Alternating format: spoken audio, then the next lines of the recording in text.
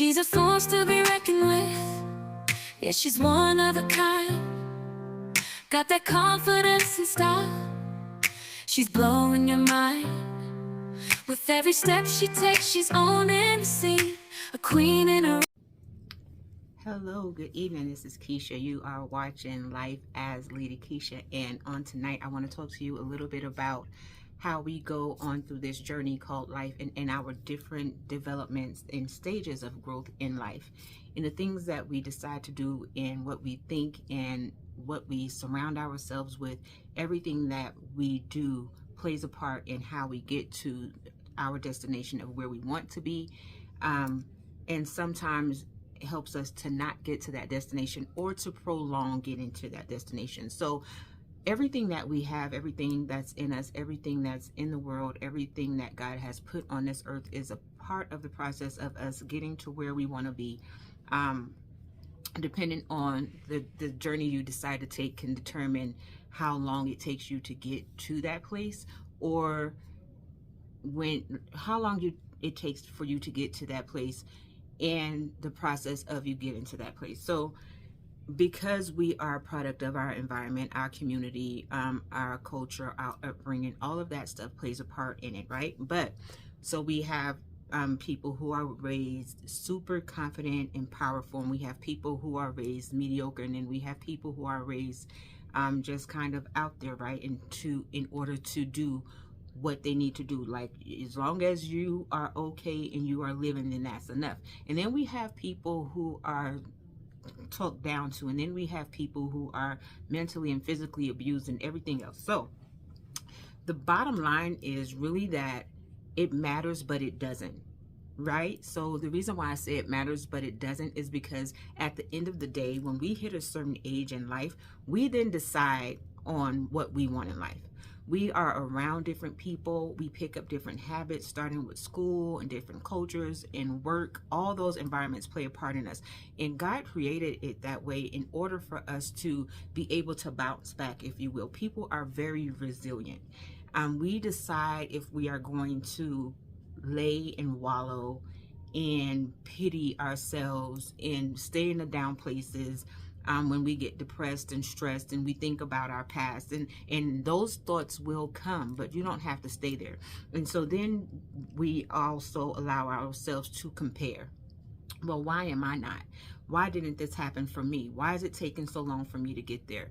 And I will say that 9 times out of 10, majority of people, common people, which we are all common people, have those thoughts in one way or another. A lot of people, majority, most will never admit it, but at one point or another, they have had those thoughts as well. So successful people already see themselves as successful. There's no trick to it. They see themselves as successful. People who want to become successful feel that they are not successful enough. And then people who that just really don't see a way for them to become successful have beaten themselves down so much on top of whatever that they've had poured into them during their upbringing, during their time in the world and culture or whatever, right? That they have on top of that beating themselves down. Oh, I never will. I can't be like that. I'm not him. I'm not her. Oh, they're better at this. Oh, I don't have that. I don't have this. And so they pour themselves into that. They pour that information into themselves, and they carry it like a badge of honor. That's what they do. So there are tons of self-help books out there. Like, I read self-help books like nobody's business. Okay, so I know that there's tons of self-help books out there. But on the flip side, the first book, we have the Bible, right? So we have the Bible that have everything that we need imaginable in there for us. We have growth, we have finances, we have self-help, we have confidence, we have wisdom, we have all kinds of stuff just in the Bible that God already put. And he said, okay, I know that these people, my people, are going to need these things, and I created them in the image of me. And so before we get to this journey of people, I have created a group of people who already went through the process, and I created them to write books to be a direction and a guide for these people, to go ahead and have a direction, for these people to have a path, for these people to, if they just pick up my word, to have a way to live that better life that they want to live. So then on top of that, on top of the Bible, we have other self-help books. So my favorite self-help book that was written by Norman Vincent Peale in 1952 is The Power of Positive Thinking. I listened to this book. When I first got it, I listened to this book once a week. Literally once a week. So I have it on Audible.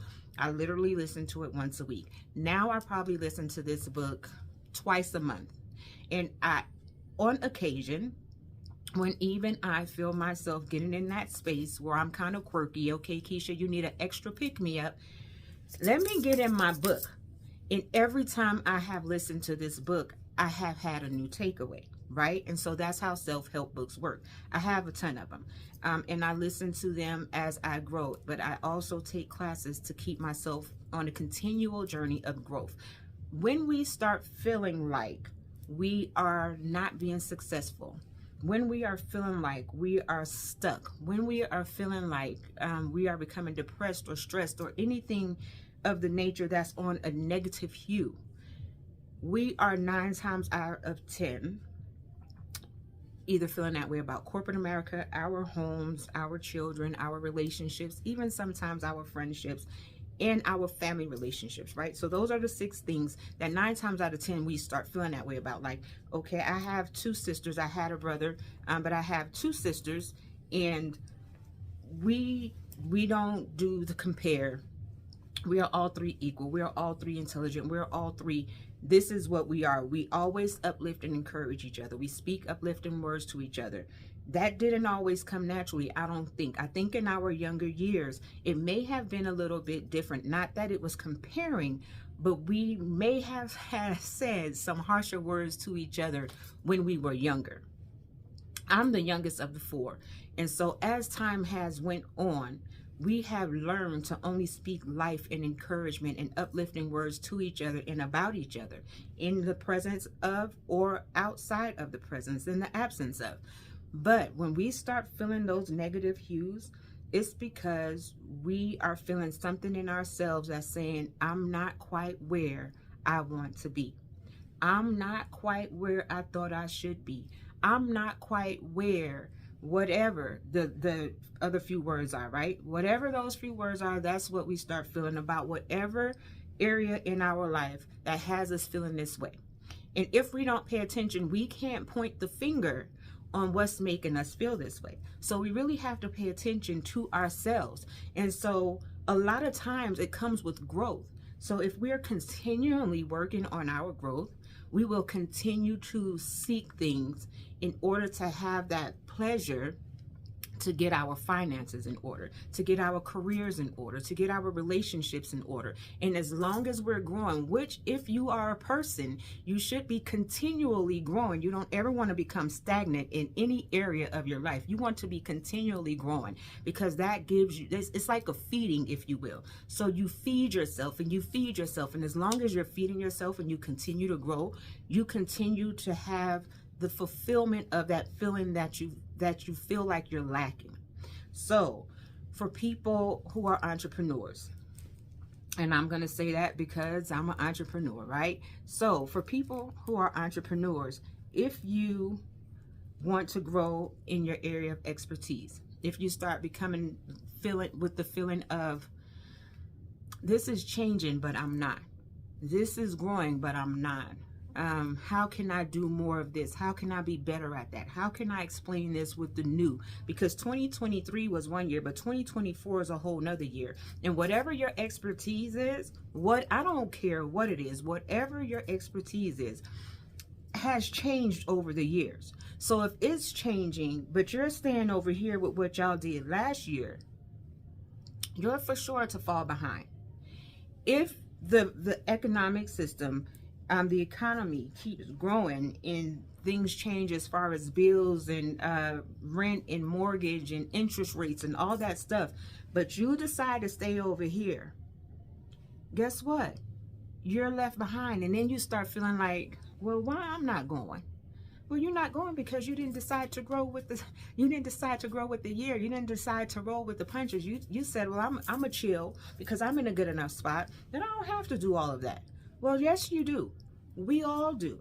And when we don't, when we become complacent, when we become comfortable with whatever you're doing, even in corporate America, when you become comfortable with where you are, they will roll right on past you. They will let you sit there and sit there and sit there. But when you think that it's time for you to go to the next, they'll say, well, what have you done over the last 6 months?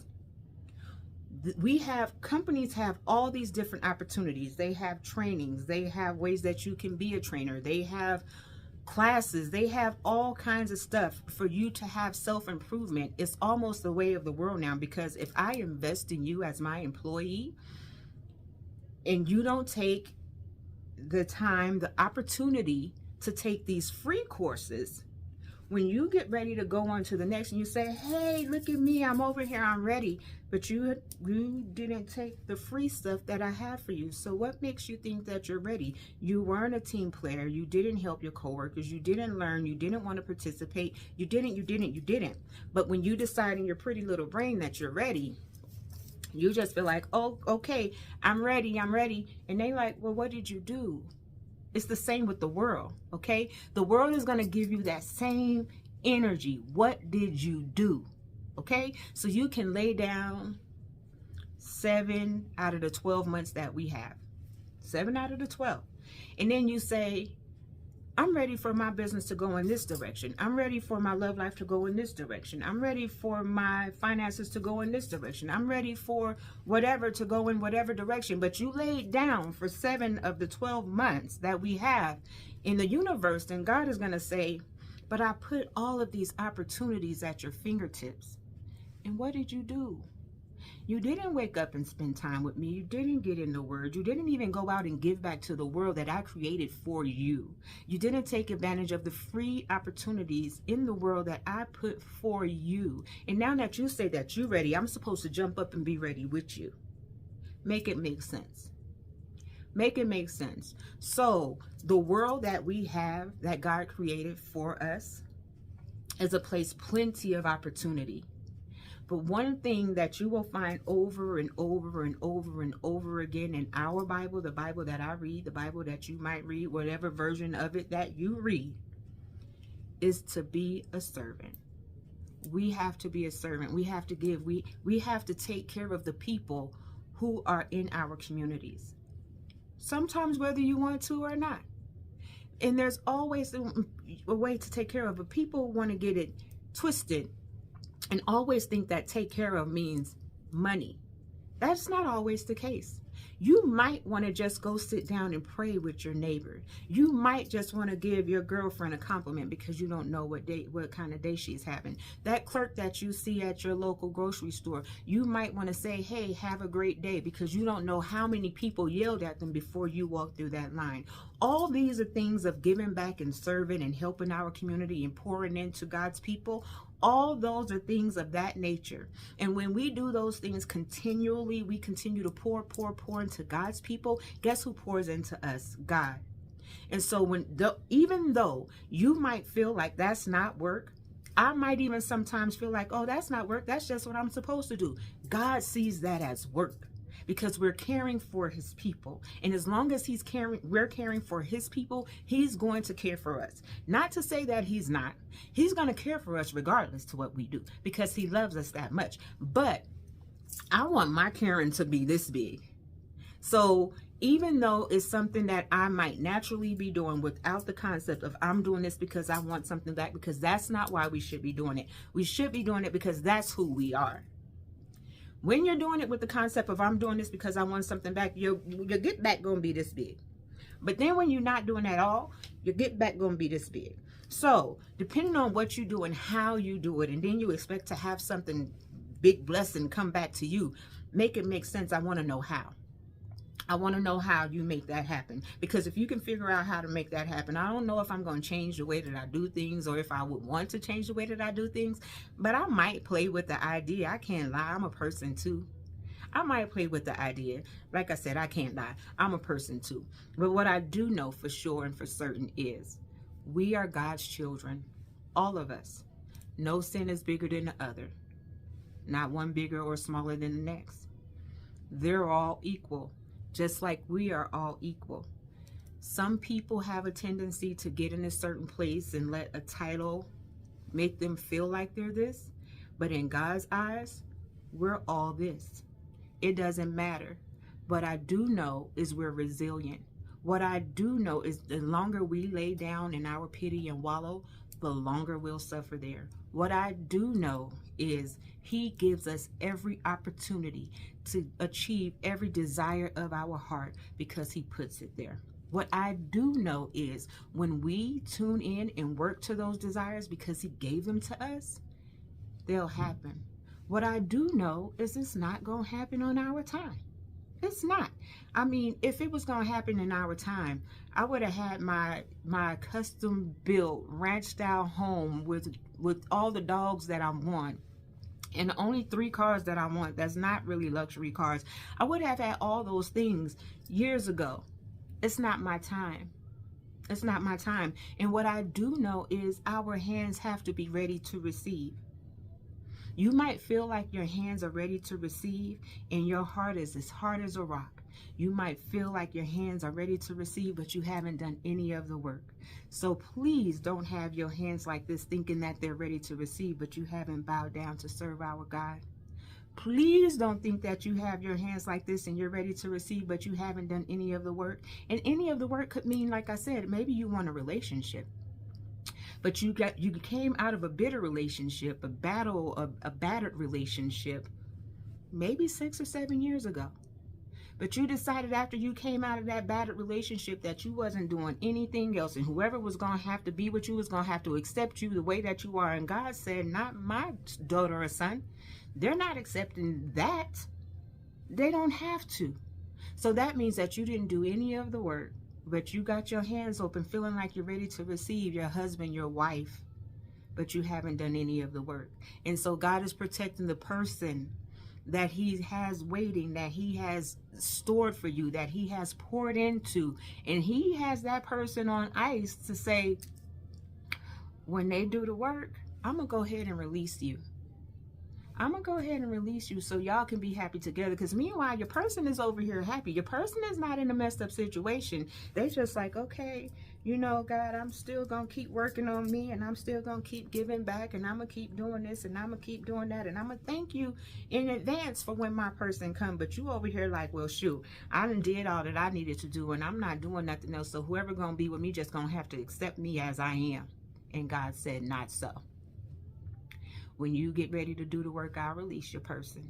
But until then, I'm not giving you nothing so you can pour that dirt, that filth, that anger, that bitterness all into this person who did their work. See, so we have work to do on ourselves in all kinds of areas, like we have work to do on ourselves in our finances, because we will blame for certain everybody else under the sun. Did nobody never teach me about that? Nobody told me this, and it's their fault that I didn't do this, and it's that. After a certain age, a big old age, in your 20s, I'm saying I'm cutting back. A big old age in your 20s. You done been around some people. You done heard some things. You done realized that your credit is important. And so it's up to us to be responsible. Us, because I'll fall short too. Okay? It's up to us to be responsible for our credit, for our relationships, for our finances, for our material things that God bless us with. It's up to us to be responsible. Okay? So when we start, when you start, when I start, when we start wanting to point the finger and not take blame, open your ear gates to God. Get in your words, slow down, pay attention to what you're putting out, because what you're putting out is just what you're going to get back in, because the earth is going to give it to you that way. God is going to give it to you that way. So when you decide to stop, okay, I'm going to take a break, I'm going to breathe, and I'm going to pay attention to what I'm doing, and I'm going to get this thing back on track. That's what I'm going to do. Okay? then we can start going forward. That's what we have to do. Then we could, you can't go forward in mess. You'll turn around that mess over and over and over and over again. You cannot go forward in mess. It's not going to happen for you, for me, for nobody that I know. You can't go forward in it, okay? That's what you're not going to do. But I'm going to say this. Anything that we want, anything that we are birthing, anything that we have on our backs, in our minds, in the pit of our bellies, all of those things will come with, it's a birthing process, right? And if you are a woman and if you are a man, you know, especially if you're a man who watched a woman give birth, you know that thing is painful, okay? You know it, I know it, everybody knows it. It's painful. But when you birth in an idea, when you birth in your development plan to get out of the struggle of your finances being poor, when you're birthing the plan to get your credit on track, when you're birthing the plan for your business, when you're birthing the plan to get your home, all of those plans, we go through some pain, right? Maybe for getting your house or that luxury car you want. Maybe you have to go back to your college days. I don't have college days, but I have some struggles, okay? But maybe you have to go back to your college days where you ate noodles, and that might be a pain for you because now you're used to eating luxurious meals. And so eating noodles every day is painful for you because your taste palette has changed. Or maybe you are going through the birth of bettering yourself to get to that relationship, and that's painful for you because you have to recollect those memories that you have of the things that you went through, but you have to go through it in order to get to where you want to be. But Isaiah 6 and 9, 66 and 9 or 6 and 9, let me see, I want to get it right. I don't want to mess it up. Because I want to get it right. I want y'all to understand. It tells you anything that we go through, what we have come through, it's gonna be birth, and there's pain in that birth, and we have to endure it to birth the thing that we've been asking for, right? So Isaiah 66 and 9 says, "In the same way, I will not cause pain without allowing something new to be born." You hear me? In the same way, I will not cause pain without allowing something new to be born. So you're going to go through that pain for that new business. You're going to go through that pain for that new credit. You're going to go through that pain for that new relationship, that house, that car, whatever. You're going to go through the pain for that thing. Says the Lord, if I cause you the pain, I will not stop from giving birth. I will not stop you from giving birth to your new nation, says your God. He's not going to stop you. He's not going to stop me. He's not going to stop you. He's not going to stop your friend, your mama, your cousin, your uncle, your auntie. He's not going to stop us from that new thing being born. But we have to go through the pain. So when you're going through the pain and you feel like, oh my God, this is too much. I done been through all of this and I still don't have that thing. Don't stop short. Don't stop short, because that new thing is right there on the other side. It's right there on the other side. We are resilient for a reason. Hold on. Like, stay the course. Look back with a smile, understanding that your God has that thing for you on the other side. He has it for you. He has it for me. So I'm going to say this. Understand who you are and whose you are. Understand that if you need to read that verse every morning and every night, that your new thing is coming. Your new thing is there. If you have been planning something, preparing something, going through the steps for it, falling down, getting up, falling down, getting up, stomach aches, back pains, you done grinded, you done gritted, you done did it all, like you doing it. Don't stop. Because if you stop just short, understand this, you went through all of that pain for nothing. And imagine, women, even men, you can imagine this. So a man is watching his wife or his girlfriend go through the process of 9 months of pregnancy. The day is here, you're excited, you're ready to go. You get to the hospital, the doctors say, oh, they're 8 centimeters dilated. Okay, you got 2 centimeters to go, the baby's gonna come. You get your two, you waited how many, sometimes it could take hours to get those last twos. You waited, you panting, you're pressuring, hoo, hoo, ha, ha, hoo, hoo. Doctor says, okay, I can see the crown, the head is coming. And you decide, I'm tired, I don't want to do this no more. You done went through 9 months of carrying that child, ankle swelling, possibly morning sickness, backaches, the whole shebang. Cramping going through the delivery, the head is crowning, and you say, I'm tired. I don't want to do this no more. Imagine that. Imagine that. So here's the one thing for sure. Baby's not going back. Baby's still going to come. But are you going to be ready? Are you going to be ready? When God delivers your baby, are you going to be ready? Are you going to stop just short? Because if you're not ready for that baby and that baby comes anyway, you're going to mishandle your baby. Whatever that baby might be, you're going to mishandle your baby. So I'm going to say stay the course. And if you need to read that every morning and every night and midday too, read it. Because it's for our good. It's for our good. So stay the course. Don't mishandle your baby. Be ready. And y'all have a blessed night.